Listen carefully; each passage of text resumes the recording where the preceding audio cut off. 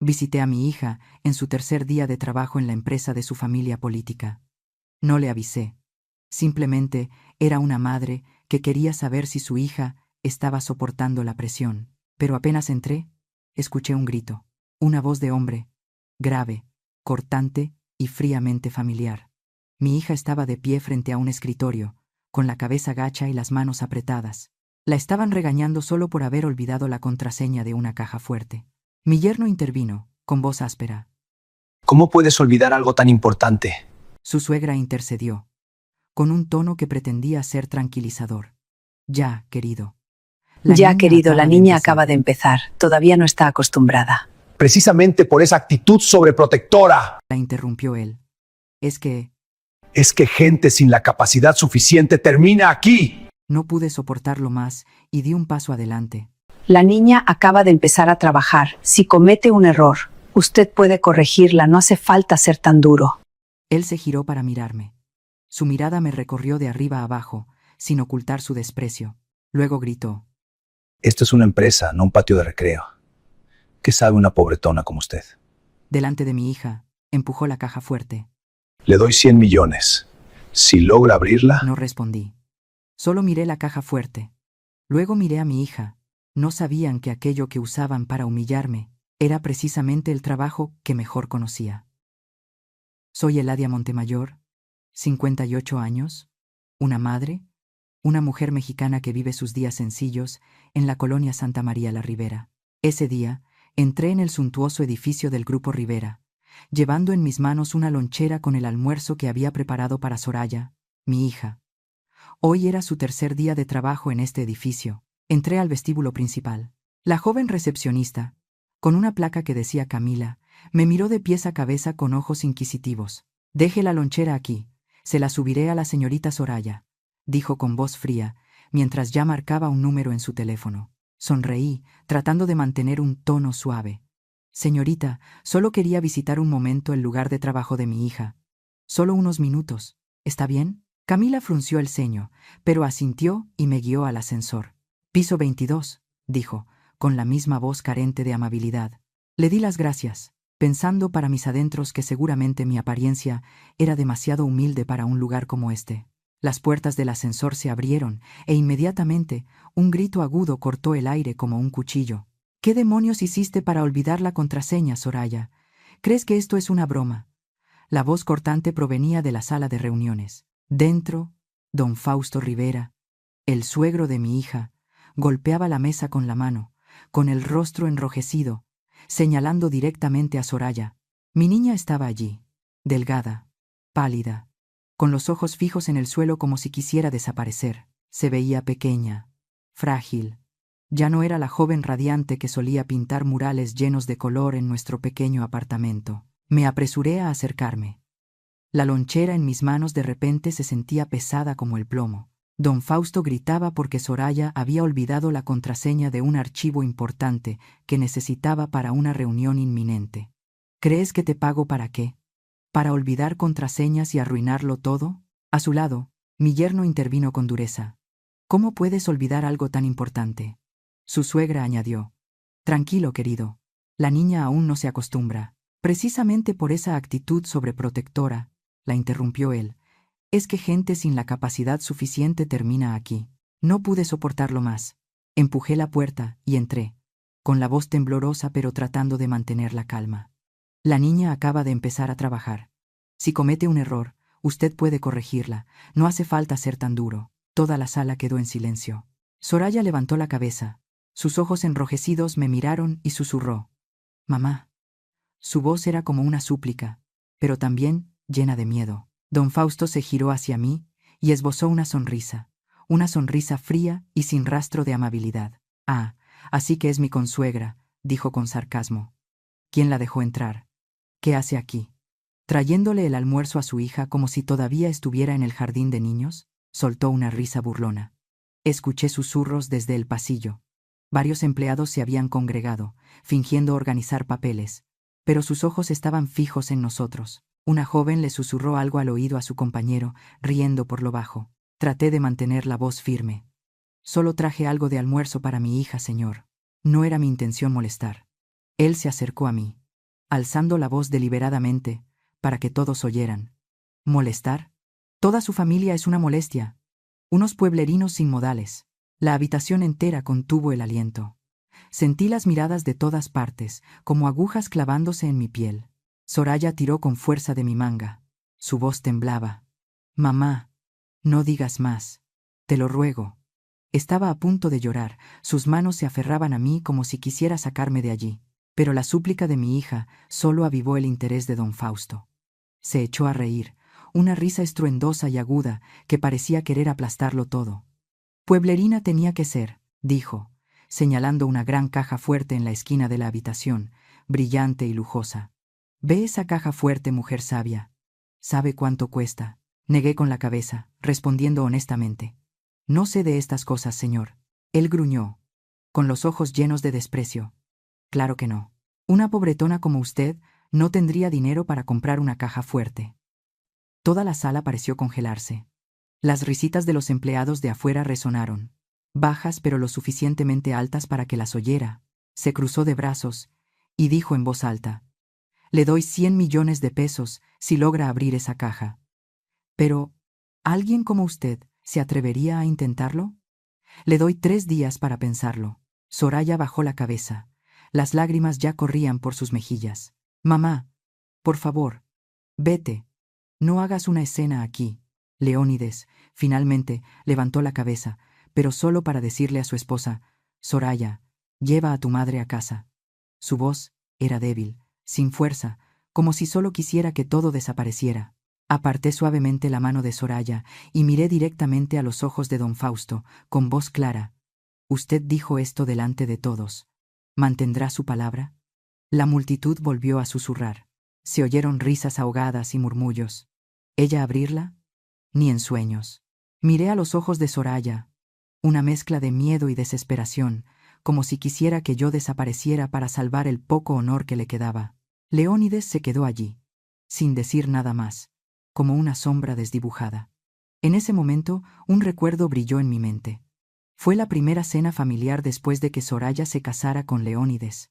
Su suegra, doña Elvira, se había burlado del suéter que yo misma había tejido, diciendo que era de pueblo, y no encajaba con el ambiente elegante de su familia.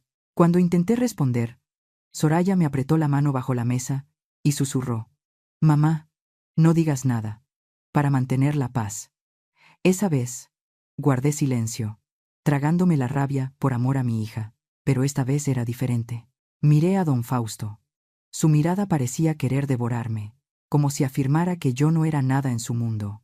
Respiré hondo, manteniendo la voz lo más calmada posible. «Tengo que irme. Les deseo a todos un trabajo productivo». Luego me di la vuelta y me marché, cada paso pesado como si arrastrara plomo. Justo al llegar al pasillo, una voz joven sonó, deliberadamente alta para que yo la oyera: «Si esa vieja abre la caja fuerte, renuncio ahora mismo». Las risas estallaron a mi espalda, agudas y frías, como cuchillos. Soraya no me siguió. Tampoco Leónides. Cuando las puertas del ascensor se cerraron, las risas cesaron, dejando solo un silencio espeso. Me quedé sola, la lonchera aún tibia en mis manos, pero mi corazón estaba helado. No lloré, pero sentí como si mi corazón se rompiera en 1000 pedazos. Vine solo para traerle un poco de amor a mi hija, y me fui con una humillación aplastante sobre mis hombros. No permitiré que mi hija, ni yo misma, sigamos inclinando la cabeza ante la arrogancia de los Rivera. 3 días, dijo. De acuerdo. Yo, Eladia Montemayor, no soy alguien a quien se pueda humillar impunemente. Si alguna vez te han humillado solo por ser más pobre o estar en una posición de desventaja, cuéntame tus historias de revancha en los comentarios. Estoy segura de que no estás solo. Ese día, después de abandonar el edificio del Grupo Rivera, no volví a casa. Fui al Parque Alameda Central y me senté en una fría banca de piedra. Mi corazón comenzó a sentirse pesado, como si el mundo entero se hubiera derrumbado sobre mis hombros.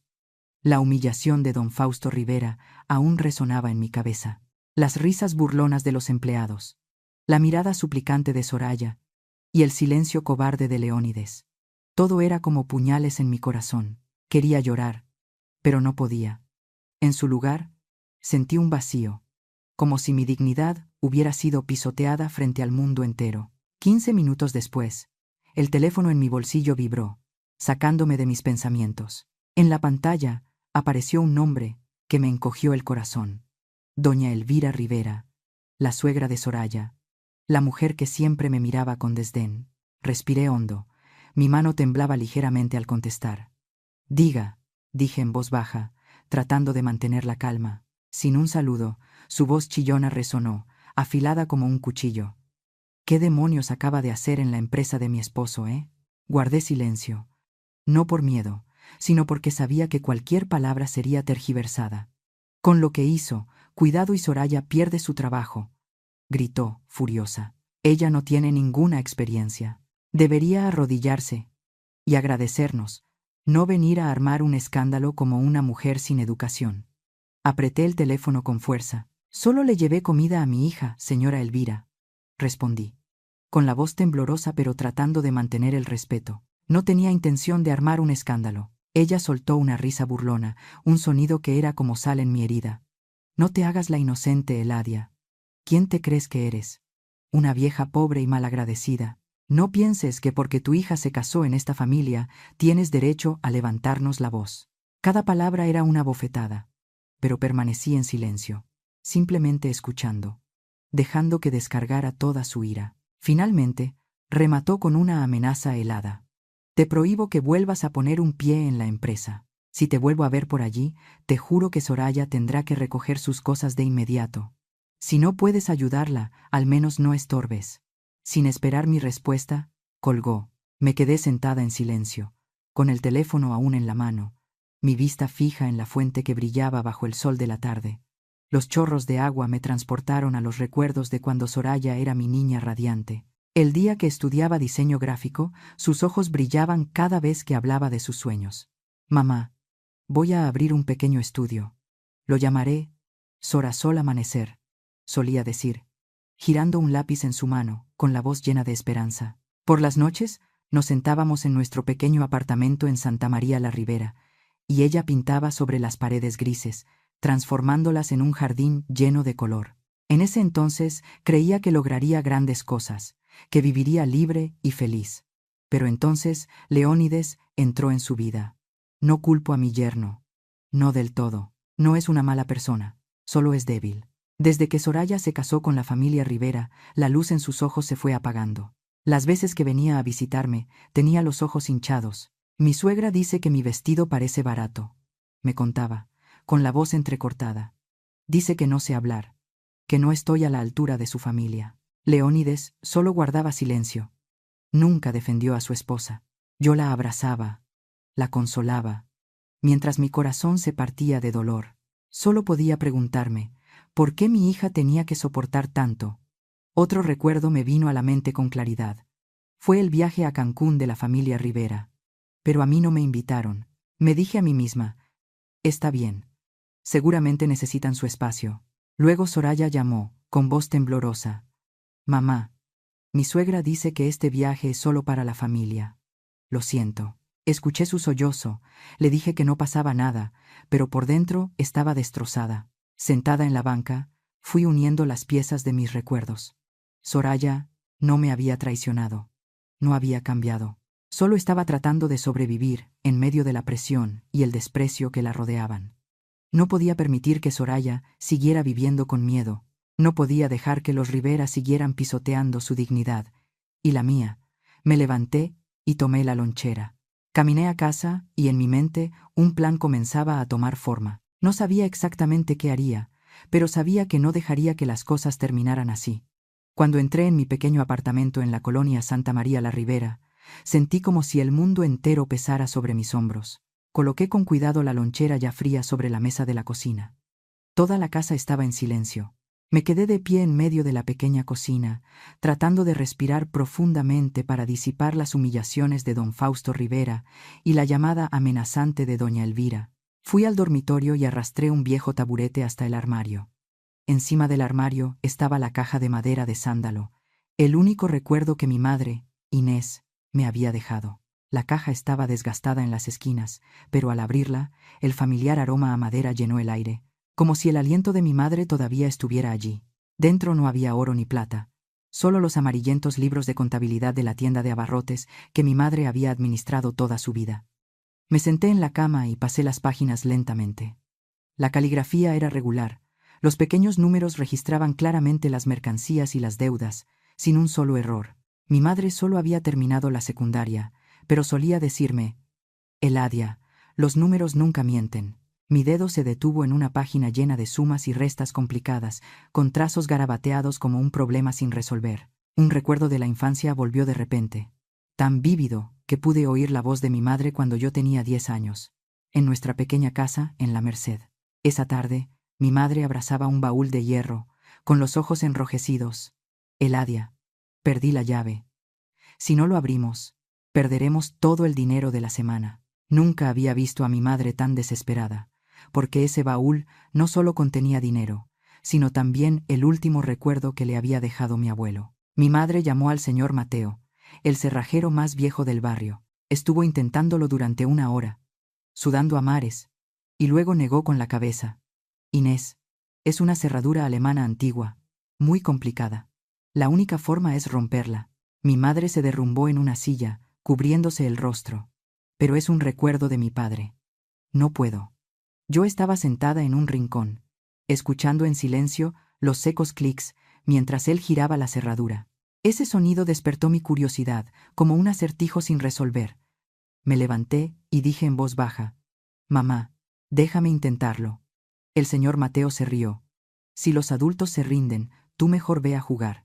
Pero mi madre me miró, con los ojos enrojecidos pero con un destello de esperanza. Sacó una horquilla de su cabello y me la dio. Inténtalo, hija. Confío en ti. Tomé la horquilla, con el corazón latiendo con fuerza.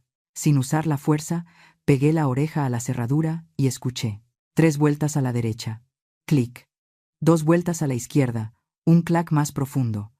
Imaginé cada pequeño pestillo dentro, recordando lo que mi madre me había enseñado, paso a paso, sin prisas. Después de unos 5 minutos, se escuchó un clic resonante. La puerta del baúl de hierro se abrió de golpe. El señor Mateo se quedó atónito. El destornillador se le cayó al suelo. Mi madre corrió a abrazarme, llorando y riendo al mismo tiempo. Mi niña, lo lograste. Yo solo sonreí, sintiendo un orgullo inmenso en mi pecho. Esa noche, bajo la luz de una lámpara de aceite, mi madre me acarició la cabeza y susurró: Eladia, desde una cerradura hasta la vida, todo tiene sus reglas. Si entiendes las reglas, no te perderás. De vuelta al presente, mirando los números en los libros de contabilidad, sentí una ligereza en mi corazón. La caja fuerte de don Fausto, aunque moderna y cara, era solo un problema más complejo. Seguía la misma lógica. Murmuré. Mamá tenía razón. Las humillaciones, las risas burlonas, incluso las amenazas, ya no me hacían temblar. Despertaron en mí la paciencia, la agudeza y la capacidad de resolver los problemas más difíciles. Cerré suavemente la caja de madera, el aroma a sándalo aún impregnado en mis dedos. La devolví a su lugar, susurrando para mis adentros: Gracias, mamá, por darme esta arma. No pensaba volver al grupo Rivera para discutir o pelear con palabras. Iría allí para resolver un problema, tal como mi madre me había enseñado desde que era niña. Miré por la ventana. Las luces de la calle comenzaban a encenderse, cubriendo el barrio con un cálido manto dorado. En mi interior, la llama de la determinación ahora ardía con fuerza, ya no era una brasa humeante. Esa mañana, me paré frente al edificio del Grupo Rivera, con el corazón latiendo con fuerza pero mis pasos firmes. El sol de la Ciudad de México se reflejaba en los cristales relucientes del rascacielos, como si me desafiara. Pero yo ya no era la mujer temblorosa que se había ido humillada el día anterior. Dentro de mí ardía una llama de determinación, encendida por los números de mi madre y el recuerdo de Soraya, mi hija, cuya luz estaba siendo apagada por la familia Rivera.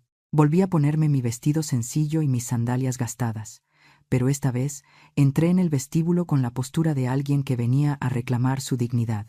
La recepcionista, Camila, me vio y sus ojos se abrieron como platos, como si hubiera visto un fantasma. Tomó el teléfono torpemente y balbuceó: Señor Cornejo, la señora Eladia, está aquí de nuevo. No esperé a que dijera más y caminé directamente hacia el ascensor, apretando con fuerza el asa de mi bolso de tela. Un guardia de seguridad, el señor Héctor, un hombre mayor con un rostro amable, se acercó rápidamente y levantó la mano para detenerme. Señora, por favor deténgase. No tiene cita. No puedo dejarla subir. Lo miré directamente a los ojos, con voz tranquila pero firme. Tengo una cita, señor Héctor. Una cita de 100 millones de pesos con el señor Fausto Rivera. Héctor se quedó perplejo. Claramente no esperaba que una mujer como yo dijera algo tan audaz. Antes de que pudiera reaccionar, el sonido de unos zapatos resonó desde el ascensor. Baltasar Cornejo, con su bigote cuidadosamente recortado, salió con el rostro enrojecido por la molestia.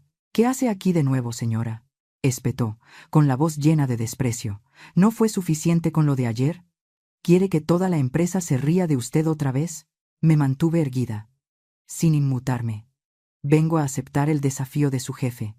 Señor Cornejo, voy a abrir esa caja fuerte». La expresión de Cornejo pasó de la molestia al asombro y luego a una sonrisa burlona. «¿Habla en serio?», dijo, cruzándose de brazos.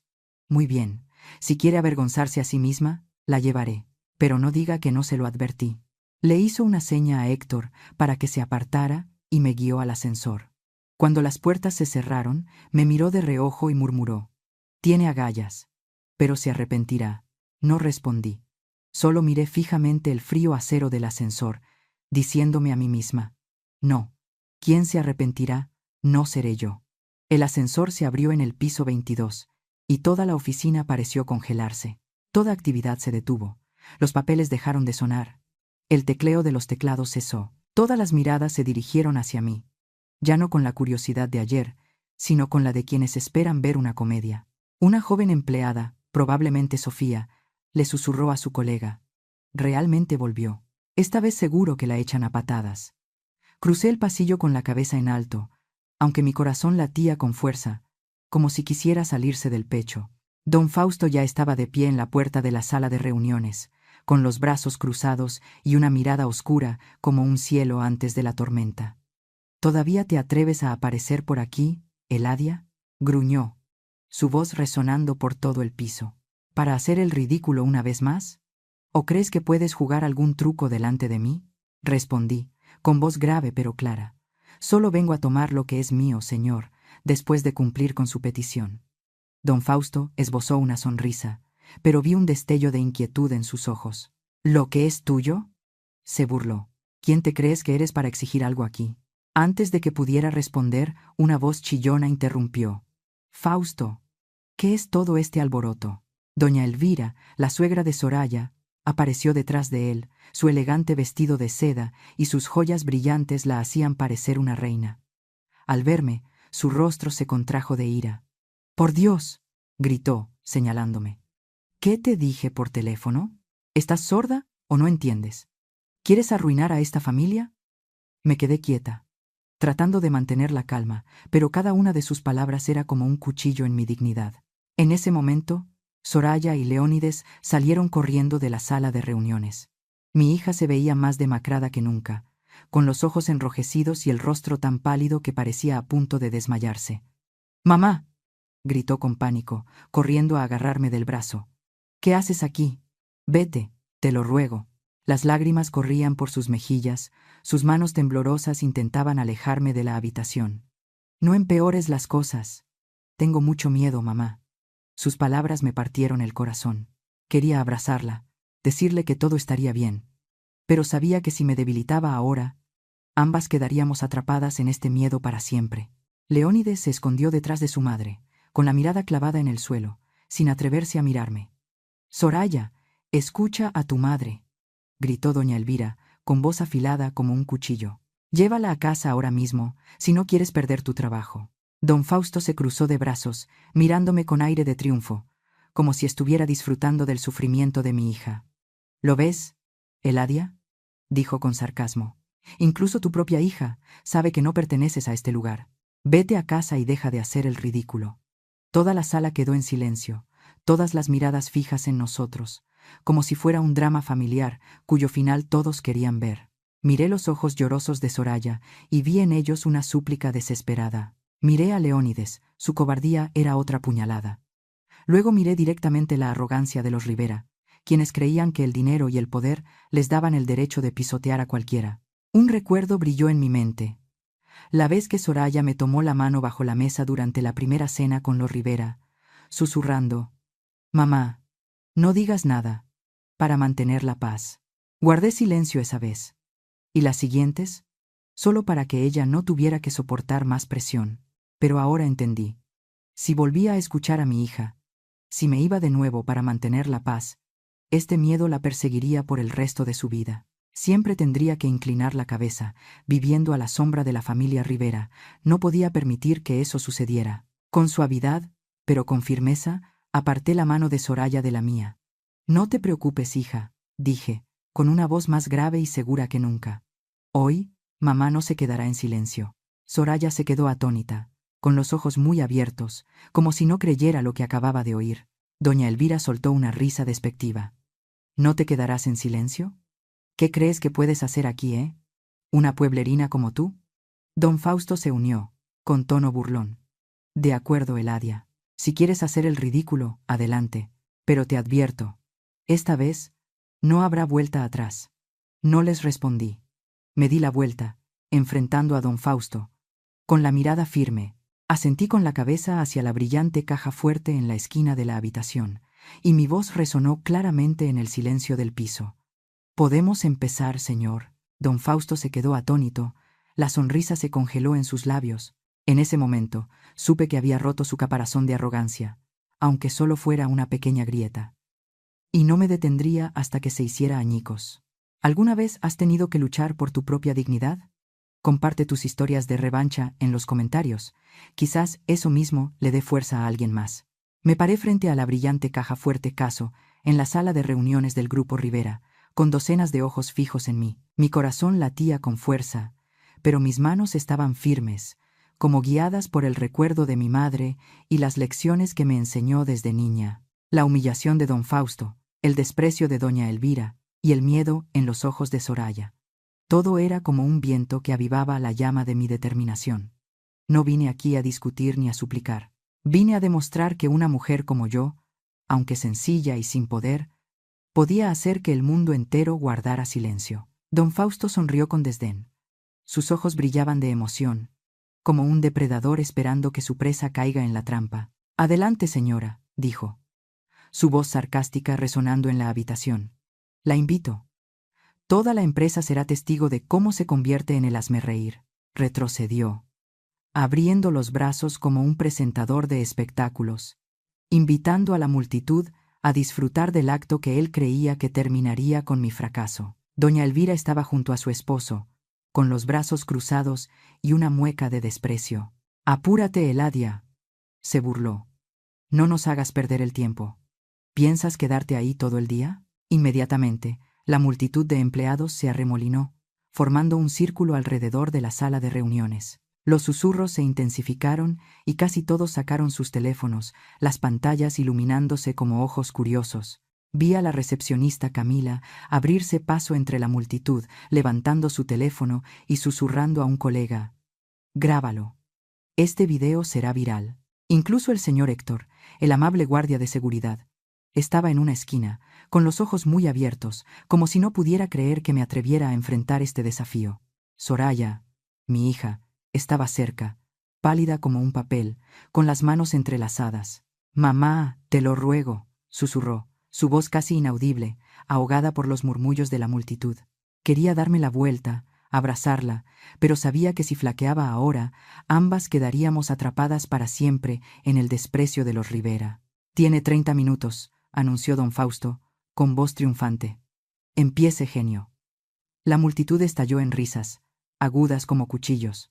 Ricardo, el joven empleado que se había burlado de mí el día anterior, se rió más fuerte que nadie. «¿30 minutos? Apuesto a que no dura ni 5», gritó, provocando más risas. Cerré los ojos por un segundo. Respiré hondo y bloqueé todos los sonidos a mi alrededor. En ese momento, solo escuché el suave clic del viejo baúl de mi madre, y su voz resonando. «Todo tiene sus reglas, Eladia. Encuéntralas, y nunca te perderás». Me acerqué a la caja fuerte Caso, La superficie de acero fría y pulida reflejaba una imagen distorsionada de mí. Tenía 2 capas de seguridad, un teclado numérico electrónico y un dial mecánico clásico. No me apresuré. Incliné la cabeza y pegué la oreja a la superficie metálica, sintiendo el frío en mi piel. Señor Cornejo, dije con calma, dirigiéndome a Baltasar Cornejo, que estaba más cerca. Por favor, presione una secuencia de números cualquiera para que pueda escuchar el sonido de los botones. Cornejo se encogió de hombros, con una sonrisa despectiva. ¿Qué clase de broma es esta?, murmuró. Pero se acercó y marcó 1, 2, 3, 4. Cada botón emitió un bip electrónico, idéntico para un oído no entrenado. ¿Ya está?, preguntó con burla. Gracias, respondí sin mirarlo, con los ojos todavía fijos en el teclado. Comencé a presionar los botones. Muy lentamente. No los presionaba por completo, solo lo suficiente para sentir el rebote de la tecla y escuchar la minúscula diferencia en el sonido. El bip del número correcto sonaba un poco más lleno, más claro, una regla que solo los pacientes pueden percibir. La multitud seguía susurrando. ¿Qué está haciendo?, preguntó una voz femenina. Seguro está adivinando, respondió otra, seguida de una risita. Pero a medida que continuaba, las risas comenzaron a disminuir. Mi concentración, la forma en que inclinaba la cabeza, la manera en que mis dedos se movían lenta pero decididamente, hicieron que la sala se fuera quedando en silencio. «Ella, ¿habla en serio?», susurró un empleado, con voz dudosa. Después de unos 10 minutos, había encontrado los 6 números. Respiré hondo. Mi dedo se detuvo por un segundo sobre el teclado. En ese instante vi la mirada de Soraya. Ya no era de miedo, sino un frágil rayo de esperanza. Marqué con firmeza. 8, 1, 5, 9, 2, 6. Un bip largo y agudo sonó. Y la luz verde del teclado se encendió. La cerradura electrónica estaba abierta. Un «oh» de asombro colectivo resonó en la multitud. Baltasar Cornejo se quedó con la boca abierta, el bolígrafo que sostenía cayó al suelo. Don Fausto dejó de sonreír. Su rostro palideció y su mirada comenzó a vacilar. «Imposible», murmuró, con la voz perdida. Doña Elvira se adelantó, con voz chillona. «Seguro fue suerte. No puede hacer nada más». Pero no me detuve. Coloqué mi mano sobre el dial mecánico. La sensación del metal frío bajo mis dedos me transportó al recuerdo del baúl de mi madre. Este era mi verdadero fuerte. Giré suavemente el dial, escuchando los suaves clics de los engranajes internos. Derecha, izquierda y de nuevo a la derecha. Cada vez que un pestillo caía en su lugar, sentía una pequeña vibración a través de mis dedos, como el latido del corazón de la caja fuerte. El tiempo pareció detenerse. La multitud ahora estaba en completo silencio. Solo se oía la respiración y el minúsculo clic del dial. Soraya me miraba con los ojos brillantes, como si estuviera viendo a su madre bajo una nueva luz por primera vez. Leónides, por primera vez, levantó la vista del suelo. Su mirada oscilaba entre el asombro y la vergüenza. «¿De verdad? ¿Lo está logrando?», susurró un empleado, con voz temblorosa. Ricardo, el joven, se quedó paralizado, con el teléfono todavía en alto pero sin poder articular palabra. Clac. El último sonido resonó, seco y decisivo, como una declaración. Agarré la pesada manija y tiré suavemente. La gruesa puerta de la caja fuerte se abrió lentamente, sin un solo chirrido. Por un instante, todo el piso 22 del Grupo Rivera se sumió en un silencio absoluto. Todos los teléfonos seguían en alto, grabando la imagen de una mujer con un vestido sencillo de pie frente a una robusta caja fuerte completamente abierta. No miré dentro de la caja. No lo necesitaba. Había ganado, no por el dinero, sino por mi dignidad y la de mi hija. En el instante en que la puerta de la caja fuerte caso se abrió, todo el piso 22 del Grupo Rivera se sumió en un silencio absoluto. Allí estaba yo, en medio de docenas de miradas atónitas, con los teléfonos aún en alto, grabando la imagen de una mujer sencilla, con un vestido gastado, que había logrado lo que nadie creía posible. Mi corazón latía con fuerza, pero no por orgullo o triunfo. Sentí un profundo alivio, como si acabara de quitarme una carga que pesaba sobre mi dignidad y la de mi hija, Soraya. Pero sabía que esta batalla aún no había terminado, no hasta que dijera lo que tenía que decir. El silencio fue roto por el grito de don Fausto. No. Imposible, balbuceó, con el rostro enrojecido y los ojos desorbitados, como si no pudiera creer lo que acababa de presenciar. Se abalanzó sobre mí, señalándome a la cara, con la voz temblando de ira. Hizo trampa. Es una impostora. Seguro que sabía la contraseña de antemano. La multitud susurró. Algunos retrocedieron, como si temieran ser arrastrados por su furia. Doña Elvira se unió de inmediato, su voz chillona como un cuchillo.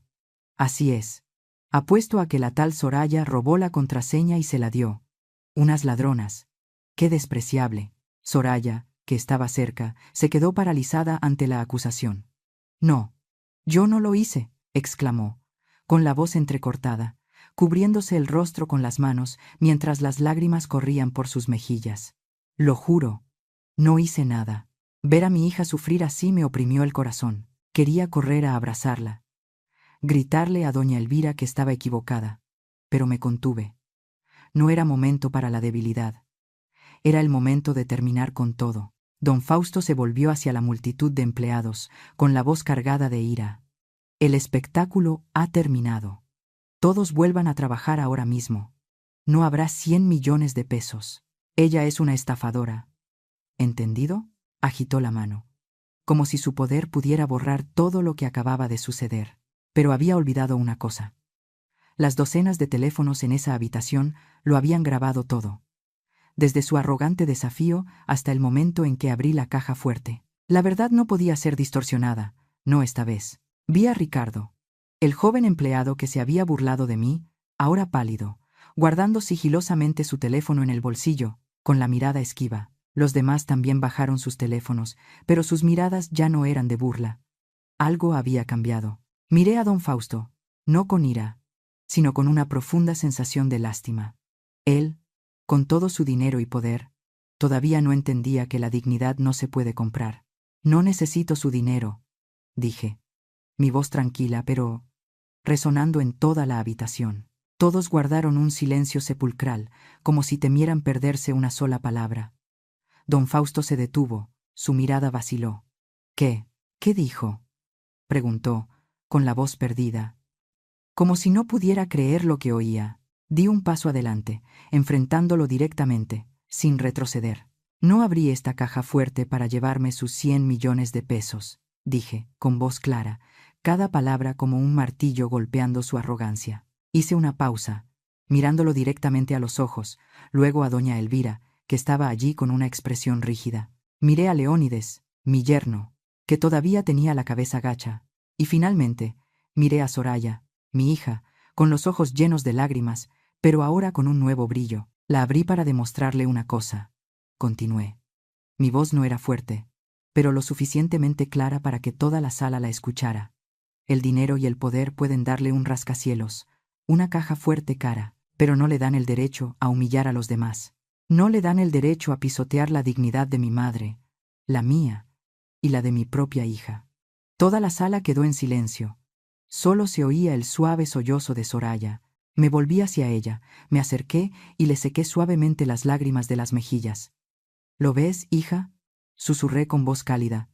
No tienes que vivir con miedo. Nunca más. Soraya me abrazó con fuerza, llorando desconsoladamente. Pero esta vez no era de dolor.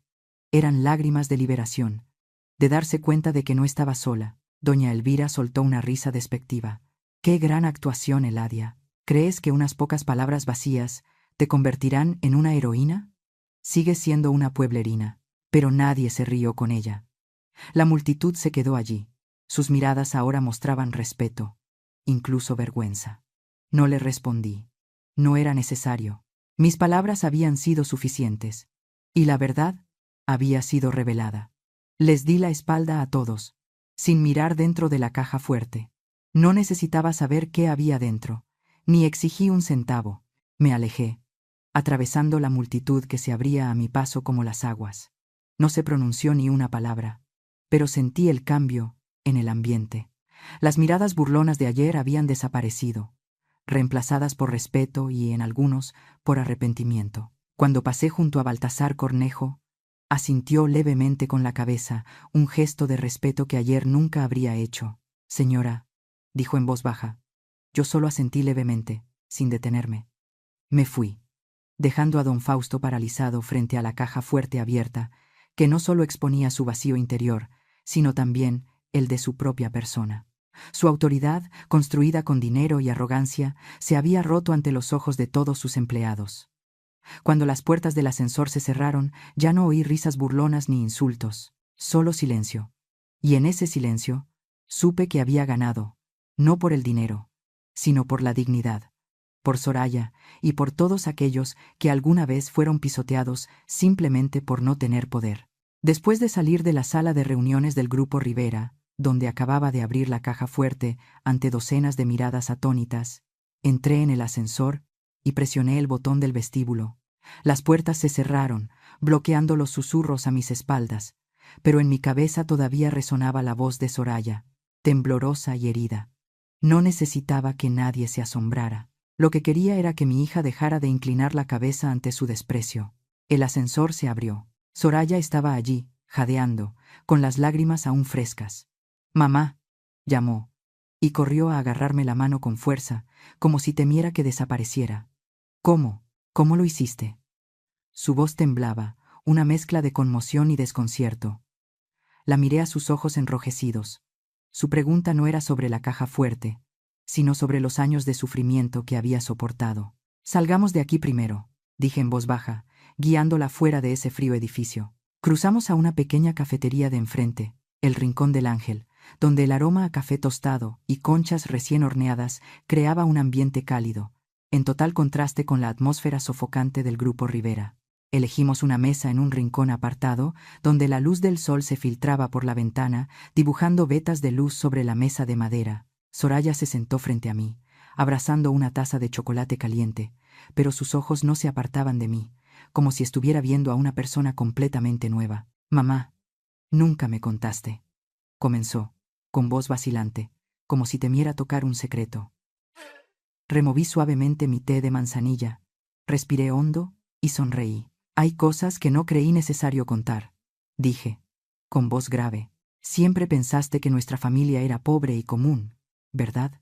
Que yo solo era una ama de casa normal, nada más». Soraya bajó la vista, sin responder, pero su silencio fue una admisión. No la culpaba. ¿Cómo podría saberlo, si nunca le había contado lo que mi madre, Inés, había dejado en mí? Tu abuela, Inés, a quien solo conoces por esa vieja foto en la sala, no era una mujer común. Comencé, mi voz lenta, como si estuviera abriendo un libro cerrado hace mucho tiempo. Tenía una mente extraordinaria y unas manos de oro. Soraya levantó la vista, con los ojos muy abiertos, como si no pudiera creer lo que oía. Continué. Mi voz se volvió más grave, cargada de recuerdos y orgullo. Hace mucho tiempo, antes de que el Grupo Rivera se convirtiera en el imperio inmobiliario que es hoy, era solo un pequeño taller mecánico en Iztapalapa, llamado Talleres Rivera Hermanos. Su fundador fue el abuelo de Leónides, don Ramiro Rivera, un hombre hábil pero extremadamente autoritario. Y mi madre, continué, mirando directamente a los ojos de Soraya, tu abuela Inés, fue la mejor mecánica de ese taller. Soraya se quedó con la boca abierta. La taza de chocolate se detuvo en sus manos. La abuela, ¿era mecánica?, repitió, con voz llena de asombro. Pero nunca lo dijiste. Solo sabía que había trabajado en la tienda de abarrotes. Asentí, con una sonrisa triste. Así es, porque eso es lo que hizo después de que la despidieran. Pero antes de eso, era una estrella en ese taller mecánico, aunque nadie quisiera admitirlo. Le conté que Inés no solo reparaba máquinas, las mejoraba, dibujaba diagramas para aumentar la productividad y detectaba fallas que los ingenieros hombres no podían resolver. Era demasiado inteligente, demasiado aguda, dije, mi voz bajando de tono. Una vez, arregló una máquina en la que todo el taller se había dado por vencido, solo escuchando su sonido. Sus colegas la llamaban la bruja de las máquinas, pero no en el buen sentido. Le tenían envidia, y don Ramiro no podía soportarlo. Soraya negó con la cabeza, como si intentara procesar la historia. Entonces, ¿por qué despidieron a la abuela?, preguntó, con voz temblorosa. Respiré hondo. El recuerdo de mi madre me dolía en el corazón. Porque era demasiado buena hija, respondí. Don Ramiro no podía aceptar que una empleada superara al jefe. Un día La llamó a su oficina y le dijo sin rodeos: «El lugar de las mujeres está en la cocina, Inés. Deja de hacer el ridículo aquí». La despidió ese mismo día, sin una palabra de agradecimiento, a pesar de que ella había ayudado al taller a ganar miles de pesos. Soraya bajó la cabeza, apretando la taza, como si estuviera uniendo los fragmentos del pasado. «¿La abuela se sintió muy triste?», preguntó, en voz baja. «Sí, hija», respondí, con la mirada perdida, como si viera de nuevo la imagen de mi madre en el polvoriento camino a casa ese día. De camino a casa, lloró, pero luego se secó las lágrimas y me dijo algo que nunca olvidaré. «Hija, recuérdalo. A las mujeres demasiado buenas, la gente las odia. Pero es mejor que te odien por ser demasiado buena, a que te compadezcan por ser inútil». Hice una pausa y miré directamente a los ojos de Soraya. Esa arrogancia, ese desprecio por los demás, especialmente por las mujeres, de la familia Rivera no es algo nuevo de la generación de don Fausto, hija, dije con firmeza. Es de familia, temen lo que no pueden controlar. Y tú también te has convertido en su víctima. Soraya estaba completamente en shock. Todas las piezas de su matrimonio, los desprecios de doña Elvira, el silencio de Leónides, la presión de ser perfecta para ser aceptada de repente, se volvieron claras como el día. «No es tu culpa, Soraya», dije, tomándole la mano. «No hiciste nada malo. Simplemente te casaste con una familia acostumbrada a pisotear a quienes consideran más débiles». Soraya rompió a llorar, pero esta vez no era por miedo. «Mamá, no sabía», sollozó, apretando mi mano. «Pensaba que no era lo suficientemente buena, que tenía que esforzarme más para que me aceptaran, pero ahora lo entiendo». La atraje hacia mí y la abracé con fuerza, sintiendo su calor como cuando era pequeña. «No necesitas su aceptación», susurré. «Solo necesitas ser tú misma, como tu abuela, como yo y como tú». Una Soraya fuerte y llena de talento. Nos quedamos allí, en el rincón de la cafetería, entre el aroma a chocolate y la suave luz del sol. Por primera vez en años, sentí que Soraya ya no era una niña asustada, sino una mujer que estaba redescubriendo su propia luz. Y supe que la historia de Inés no era solo el pasado. Era la llama que nos guiaría a ambas a través de la oscuridad de la familia Rivera. Esa tarde, en mi pequeño apartamento en Santa María la Ribera, solo quería sentarme en silencio para que mi mente se calmara después de horas de tensión.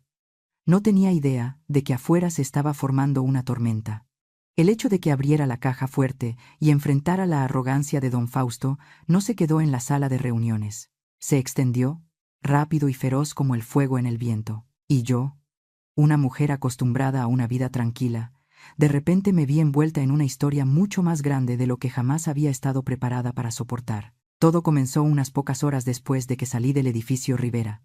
Estaba lavando los platos en la cocina, el sonido del agua ahogaba el tic-tac del reloj de pared, cuando mi teléfono vibró.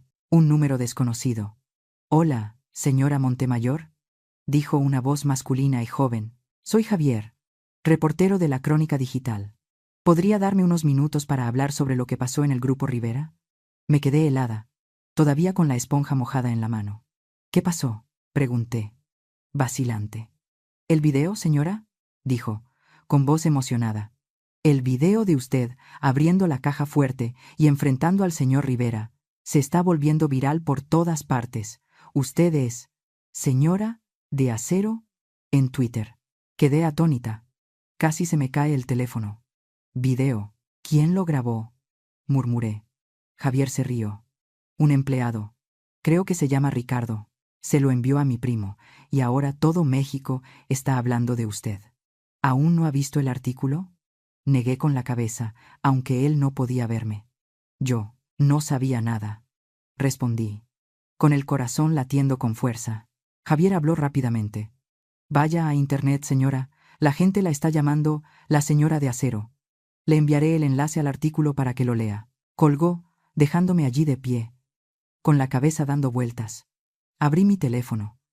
Mis manos temblaban al hacer clic en el enlace que Javier me envió. Apareció un artículo con un titular sensacionalista. CEO del grupo Rivera humillado. Anciana pobre abre caja fuerte y expone su arrogante fachada. Debajo, un video nítido que capturaba cada momento. El desafío arrogante de don Fausto, mi concentración frente a la caja fuerte, el clac cuando la puerta se abrió y mi voz resonando, clara y firme. La abrí para demostrarle una cosa: el dinero y el poder no le dan el derecho a pisotear la dignidad de los demás. Lo vi una y otra vez, sin poder creer que esa fuera yo, una Eladia Montemayor ordinaria, a quien ahora todo México llamaba la señora de acero. En cuestión de horas, los hashtags señora de acero y don arrogancia se convirtieron en tendencia principal en Twitter México. Miles de comentarios inundaron las redes, cada uno como una puñalada a la arrogancia de la familia Rivera. Y no tomó ni un centavo. Eso es tener clase, escribió alguien. El silencio de la hija y el yerno es lo que realmente da miedo, decía otro comentario. Alguien incluso escribió: don Fausto pensó que el dinero lo compraba todo, pero la señora Eladia le dio una lección. Al leer esas líneas, me sentí orgullosa y preocupada a la vez. No quería ser famosa, solo quería proteger a Soraya. Pero ahora, nuestra historia se había salido de control. En las oficinas de Rivera, estalló una verdadera crisis. Me enteré por otra llamada, esta vez de la recepcionista Camila, la misma que me había mirado con recelo. Señora Eladia, dijo en voz baja, casi un susurro. Yo solo quería decir que lamento lo del otro día. Aquí, todo es un caos. El teléfono del departamento de comunicaciones no deja de sonar y los empleados no paran de hablar. La interrumpí suavemente. Camila, no tienes que disculparte. Pero dime, ¿qué está pasando? Respiró hondo. El señor Cornejo intentó calmar a todos, pero fue inútil.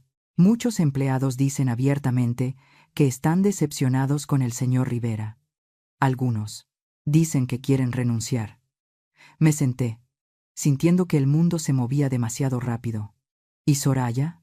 Pregunté, con el corazón encogido. Camila vaciló. Ella. La llamaron a la oficina del señor Rivera justo después de que usted se fue. No sé qué pasó, pero se veía muy mal. Colgué, con el corazón apesadumbrado. Quería llamar a Soraya de inmediato, pero sabía que necesitaba tiempo para enfrentar lo que estaba sucediendo. El golpe de gracia llegó al final del día, cuando se publicó en línea un comunicado de prensa del Grupo Acacia, un importante socio internacional de Rivera. Lo leí en mi teléfono. Estamos profundamente preocupados por las imágenes que circulan relacionadas con la directiva del Grupo Rivera. Suspenderemos temporalmente todas las negociaciones sobre el proyecto de colaboración en la Riviera Maya para reevaluar nuestra asociación. La noticia fue como una bomba, haciendo que las acciones de Rivera se desplomaran. No entiendo mucho de negocios, pero sabía que esto era lo que don Fausto más temía. No la humillación frente a sus empleados, sino el riesgo de perder contratos multimillonarios y la reputación que había construido toda su vida. Mientras tanto, en la casa de los Rivera, estalló otra guerra. Solo me enteré por un breve mensaje de texto de Soraya a altas horas de la noche. Mamá, lo siento. No puedo volver hoy. Están muy enojados. Imaginé a don Fausto y doña Elvira descargando toda su furia sobre mi hija y Leónides. Podía escuchar la voz de doña Elvira, afilada como un cuchillo. Todo es culpa de esa pueblerina y su hija inútil. Sabía que Leónides, como siempre, guardaría silencio, dejando que su esposa cargara con todo. Mi corazón se partía de dolor, pero me dije a mí misma que ya le había mostrado a Soraya que no tenía por qué tener miedo. Ahora, ella tenía que elegir su propio camino. Esa noche no pude dormir. Me senté en la sala. La luz de una vieja lámpara de aceite iluminaba el mural que Soraya había pintado hacía mucho tiempo. Un girasol radiante. El teléfono no dejaba de vibrar con mensajes de extraños, de viejos amigos, incluso de vecinos, todos hablando del video. Eladia, eres el orgullo de Santa María la Ribera, decía un mensaje, pero no me sentía como una heroína. Solo era una madre, y todo lo que quería era proteger a mi hija. Mientras tanto, en las oficinas de Rivera, don Fausto estaba sentado solo, mirando fijamente la caja fuerte aún abierta. Yo no estaba allí, pero podía imaginarlo. Un hombre que una vez se creyó invencible, ahora enfrentando el colapso de toda su carrera.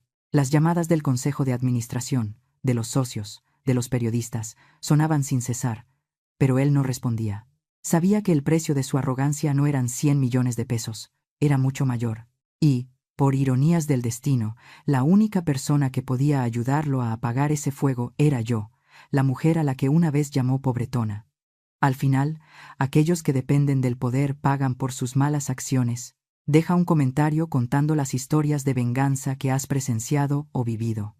Quizás tu historia inspire el próximo video. 2 días después de que la tormenta mediática estallara a raíz del video en el que abrí la caja fuerte en el Grupo Rivera, estaba sentada en mi pequeño apartamento en Santa María la Ribera, intentando recuperar la calma. Pero el mundo exterior seguía girando en torno a los hashtags Señora de Acero y los artículos que me llamaban la Dama de Acero. No quería ser famosa, solo proteger a mi hija, Soraya, y recuperar nuestra dignidad. Sin embargo, al anochecer, un golpe vacilante en la puerta me devolvió al ojo del huracán. Abrí la puerta y mi corazón pareció detenerse. Don Fausto Rivera estaba allí, ya no con el aire de poder de su costoso traje, sino con una simple camisa blanca y pantalones de vestir. Parecía haber envejecido 10 años.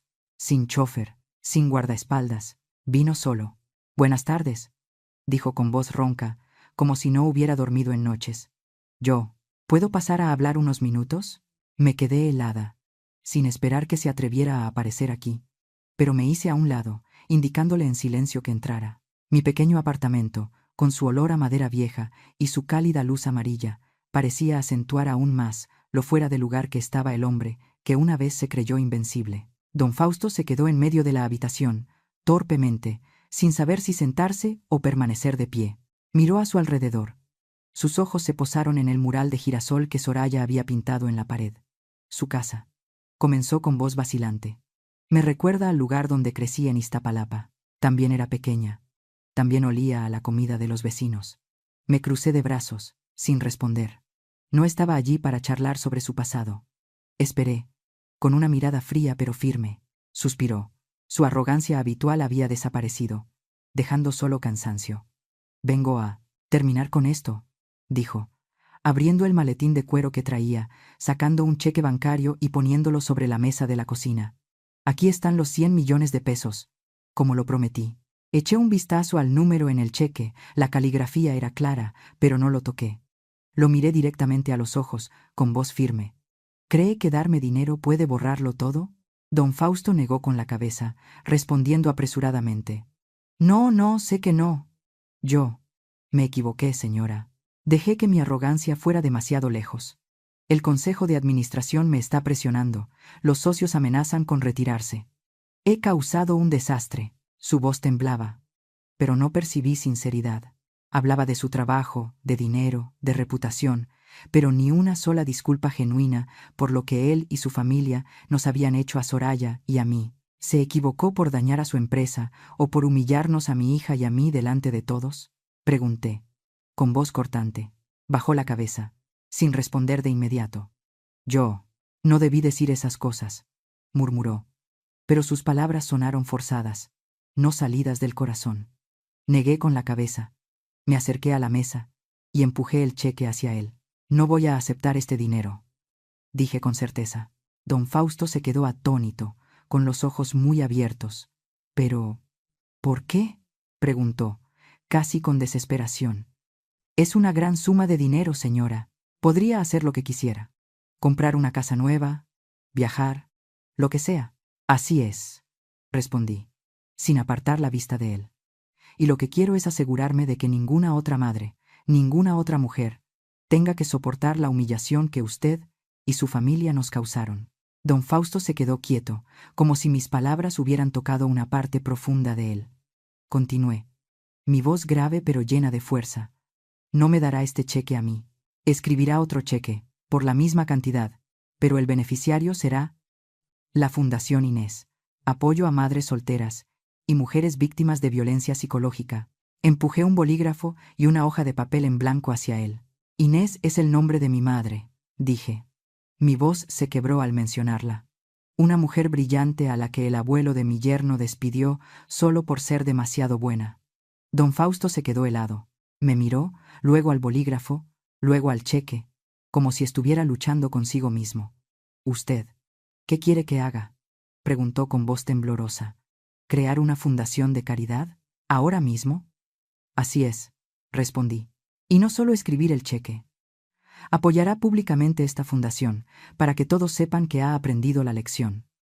De lo contrario, siempre será recordado como Don Arrogancia en todo México. Repetí el hashtag, Don Arrogancia, y su rostro palideció. Sabía que no estaba bromeando. Antes de que llegara, había recibido una llamada de Elena Vargas, una joven abogada que vio el video y admiró mi acción. Me ofreció apoyo legal gratuito, y fue ella quien sugirió la idea de la fundación, no solo para ayudar a otros, sino para obligar a don Fausto a asumir su responsabilidad. Don Fausto se sentó, tomando el bolígrafo con mano temblorosa. Usted habla muy en serio, murmuró, como si aún no pudiera creerlo.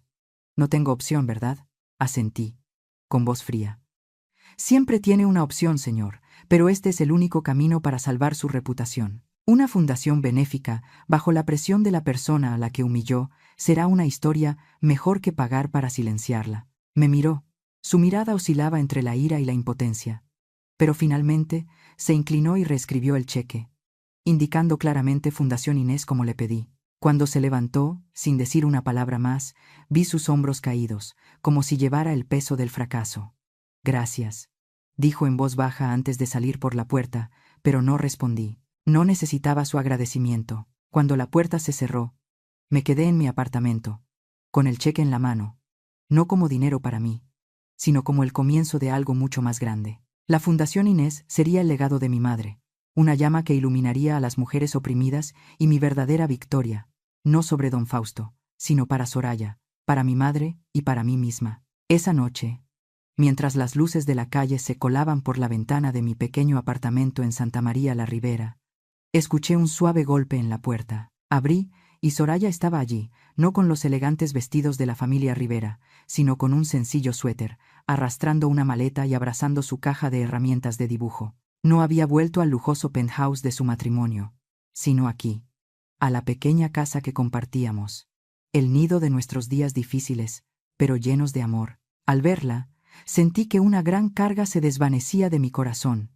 pero también un dolor por todo lo que había tenido que pasar. Ya volví, mamá, dijo Soraya, con una voz sorprendentemente tranquila, pero sus ojos enrojecidos revelaban las emociones que la desbordaban. La hice pasar, cerré la puerta y le pregunté en voz baja, ¿estás bien, hija?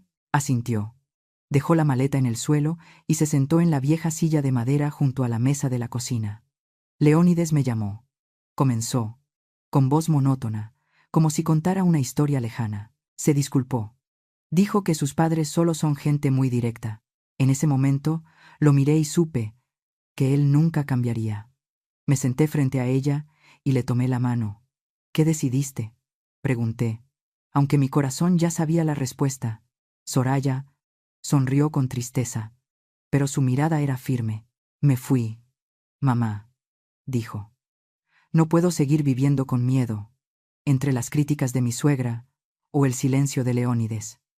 Quiero encontrarme a mí misma. Sus palabras fueron como una brisa fresca que disipó mis preocupaciones. No dije nada.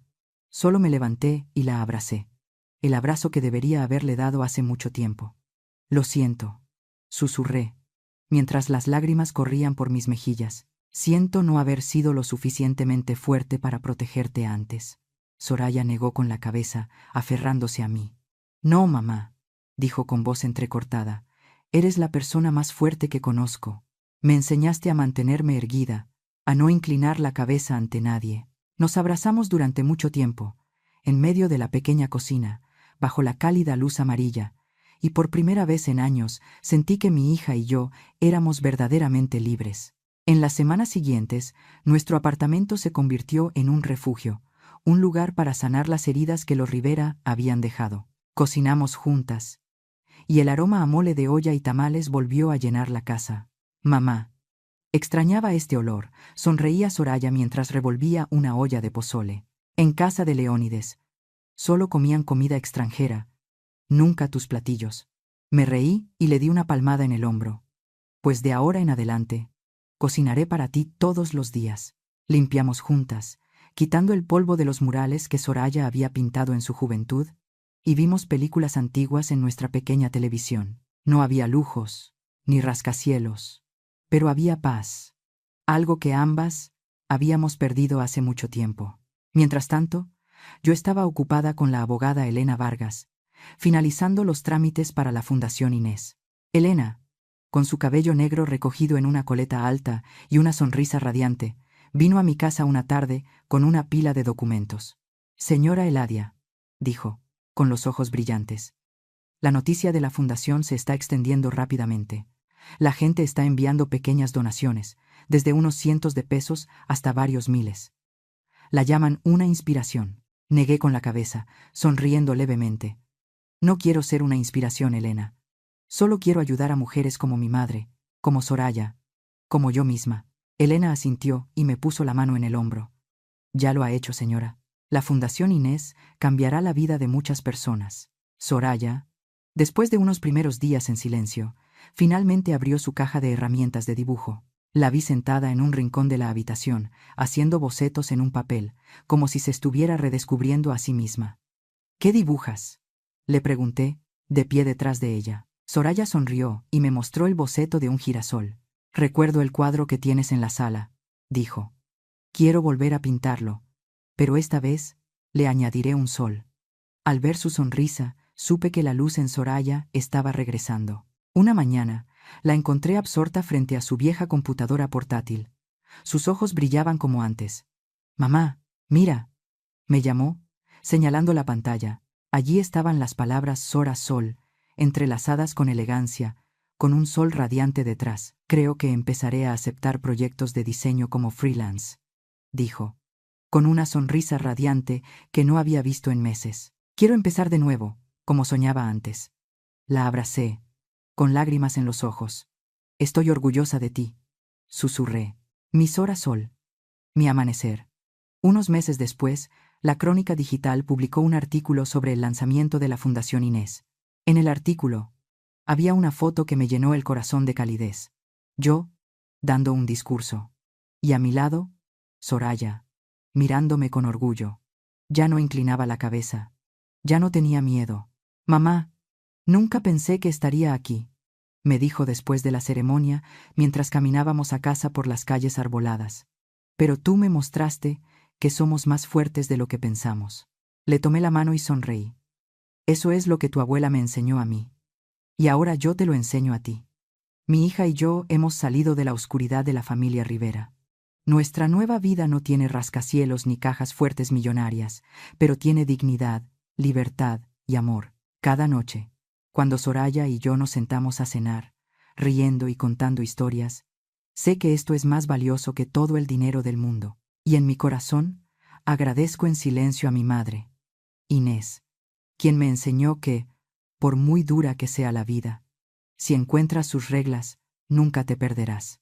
Quiero decirles a todas las madres, a todas las mujeres que sufren en silencio, nunca dejen que otros usen el dinero, el poder o el estatus para valorar su dignidad. El silencio prolongado no es una noble tolerancia, sino a veces lo que alimenta el desprecio. Podemos ser pobres en dinero, pero no en autoestima. Podemos estar en desventaja, pero no debemos inclinar la cabeza para siempre. Cuando una madre se atreve a erguirse para proteger a su hijo, también le está enseñando a escapar de un miedo ancestral. La lección que aprendí, y que quiero dejar, se resume en una cosa. El valor de una persona no reside en la caja fuerte que posee, sino en el momento en que se atreve a decir basta y a caminar con la cabeza bien alta. La historia que acabas de escuchar ha sido modificada en nombres y contexto para proteger la privacidad de los involucrados. No la contamos para culpar a nadie, sino para plantear una pregunta muy real. ¿Cuántas madres están sufriendo en silencio en sus propios hogares? Si fueras tú, ¿elegirías el silencio para mantener la paz, o te atreverías a enfrentarlo todo para recuperar tu voz y tu dignidad? Si esta historia te ha conmovido, comparte tus pensamientos en los comentarios. Y si quieres seguir escuchando historias como esta, suscríbete al canal. Quizás la próxima historia llegue justo cuando más la necesites. Gracias por quedarte hasta este momento.